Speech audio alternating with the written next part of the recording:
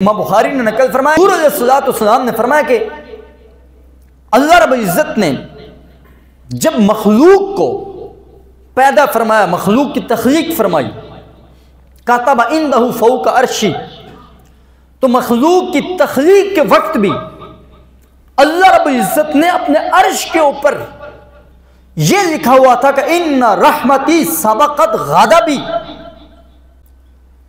میں جبار بھی ہوں، قہار ذات بھی ہوں، لیکن میری رحمت جو ہے یہ میرے قہر پر، میرے غضب پر، میری رحمت اس سے بڑی ہے، اس پر ہیوی ہے۔ میری رحمت نے میرے قہر کو، میرے غضب کو اپنی وسعت میں لیے ہوئے ہے۔ تو اللہ رب العزت نے مخلوق کو تخلیق کرنے سے پہلے اپنے عرش پر یہ لکھ کر اپنے بندوں کو حضور کے ذریعے سے خبردار کروایا ہے کہ کبھی بھی میرے بندوں میری رحمت سے نا امید نہ ہونا۔ اور قرآن مجید کے اندر بھی اللہ رب العزت نے اپنے محبوب کے ذریعے سے فرمایا یا عبادی الذین اسرفوا علی انفسہم لا تقنطوا من رحمت اللہ، کہ میری رحمت سے نا امید نہ ہونا۔ یہ بات سمجھنے کی ہے کہ اللہ رب العزت نے فرمایا کہ میری رحمت بہت وسیع ہے۔ تو رب کی رحمت کے مستحق کون لوگ ہوتے ہیں اور رب کی رحمت سے محروم کون لوگ ہوتے ہیں؟ کون کون سے عمل ہیں جن وجہ سے بندہ رب کی رحمت سے محروم ہو جاتا ہے، اور کون کون سے وہ اعمال ہیں کہ جن اعمال کی وجہ سے بندہ رب کی رحمت کا مستحق بنتا ہے؟ رحمت کا بڑا وسیع مفہوم ہے۔ اللہ رب العزت نے قرآن مجید فرقان حمید کے اندر سورہ انعام آیت نمبر 155 کے اندر میرے مالک کریم نے ہمیں بتایا کہ وَهَذَا كِتَابٌ أَنزَلْنَاهُ مُبَارَكٌ فَاتَّبِعُوهُ وَاتَّقُوا، یہ کتاب قرآن جو ہم نے نازل کیا ہے یہ ببرکت کتاب ہے۔ فَاتَّبِعُوهُ، اس کی پیروی کرو، جو اس کے اندر احکام ہیں ان احکام کو فالو کرو، اور پھر اللہ رب العزت سے ڈرو۔ کیوں ڈرو؟ لَعَلَّكُمْ تُرْحَمُونَ، جب تم اللہ رب العزت سے ڈرو گے اس کی وجہ سے اللہ رب العزت تم پر رحم فرمائے گا۔ تو اللہ رب العزت کی رحمت کا مستحق بننے کا ایک طریقہ یہ بھی ہے کہ بندہ اپنے رب سے ہر وقت خوف محسوس کرتا رہے، اپنے رب سے ڈرتا رہے، ہر وقت اسے یہ سمجھنا چاہیے، سوچنا چاہیے، ہر وقت اسے فکر لاحق ہونی چاہیے کہ میرا مالک کوئی ہے۔ دوسرا عمل کون لوگ اللہ کی رحمت کے مستحق ہوتے ہیں؟ اللہ رب العزت نے فرمایا وَأَقِیمُوا الصَّلَاةَ وَآتُوا الزَّکَاةَ وَأَطِیعُوا الرَّسُولَ لَعَلَّکُمْ تُرْحَمُونَ، سورہ نور آیت نمبر 56 کے اندر میرے مالک نے فرمایا ایک اس آیت کے اندر نماز پڑھنے والے لوگ، نماز کے پابند ہیں، نماز کو ترک نہیں کرتے، وہ لوگ اللہ رب العزت کی رحمت کے مستحق ہوتے ہیں۔ اور دوسرے اللہ رب العزت فرمائے وَآتُوا الزَّکَاةَ، زکوٰۃ دینے والے لوگ یہ بھی رب کی رحمت کے مستحق ہوتے ہیں۔ وَأَطِیعُوا الرَّسُولَ، اور اللہ کے رسول کی اطاعت میں زندگی بسر کرنے والے وہ لوگ بھی اللہ کے رحمت کے مستحق ہوتے ہیں۔ ان تینوں باتوں کے اندر دیکھیں، جو لوگ نماز کو چھوڑتے ہیں، نماز کو ترک کرتے ہیں، نماز کے قریب نہیں آتے، ایک فرائض کو چھوڑنے کی وجہ سے بھی گناہ گار ہوں گے، دوسرا وہ رب کی رحمت سے محروم ہوتے ہیں۔ ایسے ہی زکوٰۃ ادا کرنے والے لوگ جو زکوٰۃ ادا کرتے ہیں، ایک فرض پورا کرتے ہیں، فرض پورا کرنے کے ساتھ ساتھ وہ مخلوق پر شفقت مہربانی والا معاملہ بھی ہے، پھر اپنا مال بھی بڑھاتے ہیں، اپنے مال کو پاک بھی کرتے ہیں۔ تیسرا جو عمل اپنے رب کے رحمت کے مستحق ٹھہرتے ہیں۔ تو جو لوگ زکوٰۃ نہیں دیتے ہیں، جہاں وہ رب کے فرائض کے ترک کرنے کی وجہ سے گناہ گار ہوں گے، اس گناہ کی وجہ سے وہ رب کی رحمت سے بھی محروم ہوں گے۔ اور وَأَطِیعُوا الرَّسُولَ، رسول اللہ صلی اللہ علیہ وسلم کی اطاعت میں زندگی بسر کرنا۔ میرے مصطفیٰ کریم علیہ السلام نے فرمایا کہ میری اطاعت یہ جنت کی ضمانت ہے، میری اطاعت تمہیں جنت کی طرف لے کر جائے گی۔ من اطاعنی دخل الجنہ، کملی والے آقا نے فرمایا جس نے میری اطاعت میں زندگی بسر کی وہ جنت میں داخل ہوگا۔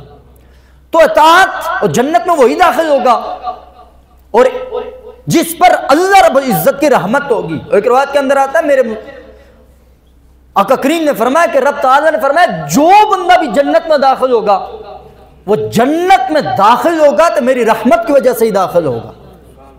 تو اس لیے اس آیت مبارکہ کے اندر بھی اللہ رب العزت نے فرمایا کہ کون سے لوگ رحمت کے مستحق ہوتے ہیں؟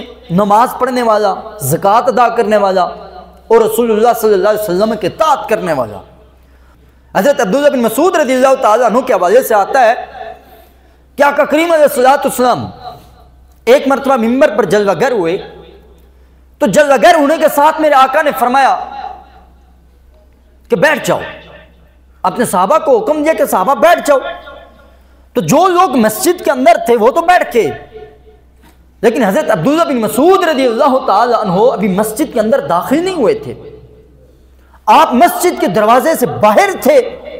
جو ہی مصطفیٰ کریم علیہ السلام کی آواز سنی آپ مسجد کے دروازے کے باہر ہی بیٹھ گئے تھے. یہ ہے اطاعت. اور ہمارے سامنے بہت ساری صحابہ کرام کی مثالیں کہ جن کو مصطفیٰ کریم علیہ السلام کا پیغام پہنچا.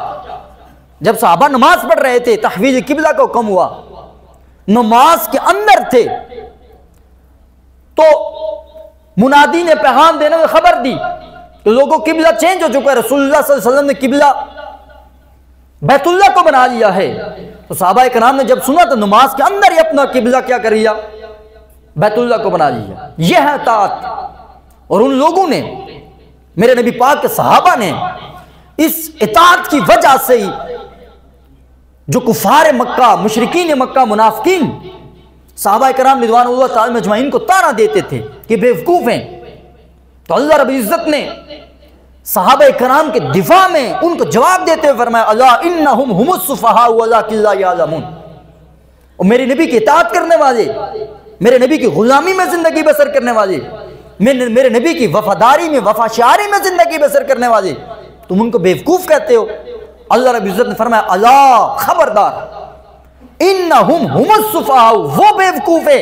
صحابہ کرام رضوان اللہ تعالی اجمعین کی زندگیاں ہمیں بتاتی ہیں انہوں نے اطاعت الہی اور اطاعت رسول پر جس طرح زندگی بسر کی ہے اللہ رب العزت نے انہیں معیار ایمان بنایا ہے. فَإِنْ آمَنُوا بِمِثْلِ مَا آمَنْتُمْ فَقَدْ اهْتَدَوْا. اللہ رب العزت نے فرمایا تم ایمان لاؤ ان کی مثل جس طرح میرے نبی کے صحابہ نے حضور پر ایمان لایا ہے، تم ہدایت پا جاؤ گے.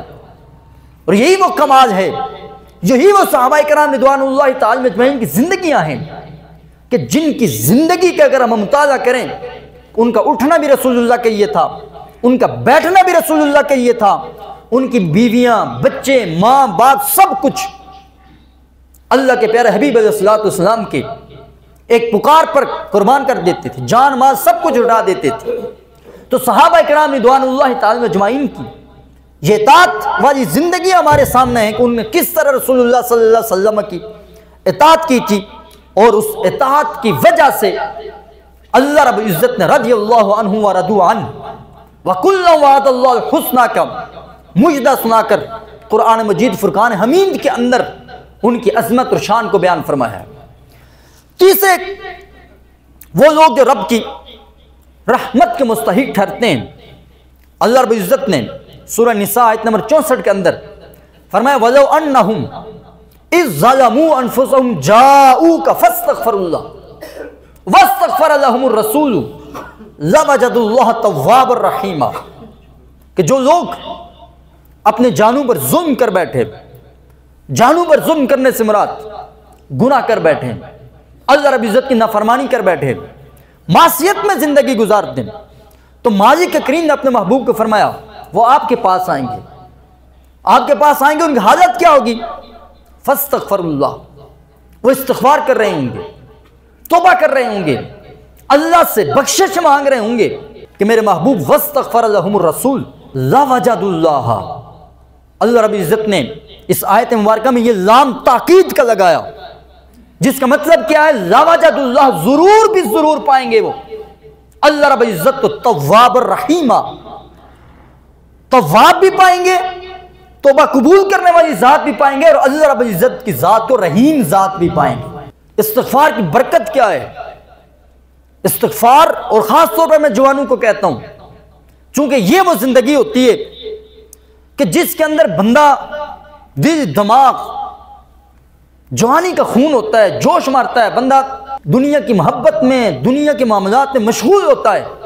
تو اس لیے جوانوں کو چاہیے کہ اس عمر میں آپ توبہ استغفار کریں، چونکہ ہم نے یہ سمجھا ہوتا ہے بس یہ ہم کر لیں گے، بس کام کاج سے فارغ ہو جائیں گے، ریٹائر ہو جائیں گے، شادی، یہ پھر تمہیں فرصت نہیں ملنی ہے۔ جو آپ کی زندگی آگے آتی جائے گی، اتنے آپ کی مصروفیت بڑھتی جائے گی، اتنا آپ پر بوجھ بڑھتا جائے گا، اتنا آپ پر ذمہ داریاں بڑھتی جائیں گی۔ یقین جانیں کہ وہ حدیث مبارکہ کہ میرے مصطفیٰ کریم علیہ الصلوۃ والسلام نے فرمایا کہ دو چیزیں بڑی نعمتیں، الصحت والفراغ، صحت مند ہونا اور وقت ہونا۔ آج ہم اپنا سارا وقت سوشل میڈیا پر ضائع کرتے ہیں۔ آپ ہمیں صرف یہ دیکھیں کہ ہم اپنے رب کو کتنا وقت دیا ہے۔ آپ اس موبائل پر نا جا کے چیک کر دیں کہ آپ نے یوٹیوب کو کتنا ٹائم دیا، فیس بک کو کتنا ٹائم دیا، انسٹاگرام کو کتنا دیا، ٹک ٹاک کو کتنا ٹائم دیا ہے۔ یہ ساری ٹائمنگ دیکھنے کے بعد یہ غور کرنا کہ ہم نے اپنے رب کو کتنا ٹائم دیا۔ نمازیں بھی ہماری ایسی ہیں کہ ہم نہ ہمارا رکوع صحیح، نہ ہمارا سجود صحیح، نہ ہمارا وضو صحیح، فرائض پڑھ کے امام صاحب پورا سلام نہیں پھرتے، مقتدی پہلے گردنیں پھلانگ کر نکل رہے ہوتے ہیں۔ قرآن سننا، اللہ رب العزت نے سورہ اعراف کے اندر فرمایا آیت نمبر 204 وَإِذَا قُرِئَ الْقُرْآنُ فَاسْتَمِعُوا لَهُ وَأَنصِتُوا، کہ قرآن جب تلاوت کی جائے تو تم کیا کرو؟ اس کو سنو، خاموشی اختیار کرو۔ کیوں؟ لَعَلَّكُمْ تُرْحَمُونَ، تاکہ تم پر رحم کیا جائے۔ تو قرآن کی تلاوت کرنا، تلاوت سننا، خاموشی اختیار کرنا، اللہ رب العزت نے فرمایا اس کی وجہ سے اللہ رب العزت تم پر رحم فرماتا ہے۔ اور پانچواں عمل میرے مصطفیٰ کریم علیہ الصلوۃ والسلام نے فرمایا کہ جس کی وجہ سے بندہ رب کی رحمت کا مستحق ٹھہرتا ہے، اللہ رب العزت کے خوف سے اللہ رب العزت کی بارگاہ میں آنسو بہانا، خوف الہی سے آنسو بہانا۔ میرے کملی والے آقا نے فرمایا رحم اللہ عینا بکت من خشیت اللہ، اللہ رب العزت اس شخص پر رحم فرمائے کہ جو شخص اپنے رب کے خوف کی وجہ سے آنسو بہاتا ہے۔ اور دوسری حدیث کے اندر میرے کملی والے آقا نے فرمایا من ذکر اللہ، جس نے اللہ کو یاد کیا، ففادت عیناہ من خشیت اللہ، اپنے رب کو یاد کرتے کرتے اس کے آنکھوں سے آنسو بہ جاتے ہیں اللہ کے خوف کی وجہ سے، ڈر کی وجہ سے، حتی اصیب الارض من دموعہ، اور اس کی آنکھ سے نکلا وہ آنسو کا قطرہ زمین پر بہ جاتا ہے۔ ایک آنسو کا قطرہ جب اس کی آنکھ سے نکلا خوف الہی کی وجہ سے وہ زمین پر گیا، میرے کملی والے آقا نے فرمایا اسے ایک آنسو کے قطرے کا ثمرہ، فائدہ، بدل کتنا ہے؟ لم يعذب یوم القیامت، اللہ رب العزت قیامت کے دن اس بندے کو عذاب نہیں دے گا جس نے اللہ کے خوف کی وجہ سے آنسو بہائے، اس کے ایک قطرہ زمین پر گر گیا۔ کتنی اس میں محنت لگنی ہے، کتنی اس پر مشقت ہے، کتنا ہم نے کوئی اس پر ہیل چلانے، تقدو کرنی ہے، کوئی مٹیریل ڈالنا ہے، صرف اپنے مالک، اپنے خالق کو یاد کرتے ہوئے۔ ساری نعمتیں جس نے دی اس ساری نعمتوں کو اپنے ذہن میں لگاؤ۔ جو اللہ رب العزت نے یہ ہمیں ایک آنکھ کی نعمت دی ہے، ساری زندگی اگر اس آنکھ کا شکر ادا کرتے رہے نا، ہم اس آنکھ کا شکر ادا نہیں کر سکتے کہ اللہ نے ہمیں دیکھنے کے لیے جو آنکھ عطا فرمائی ہے۔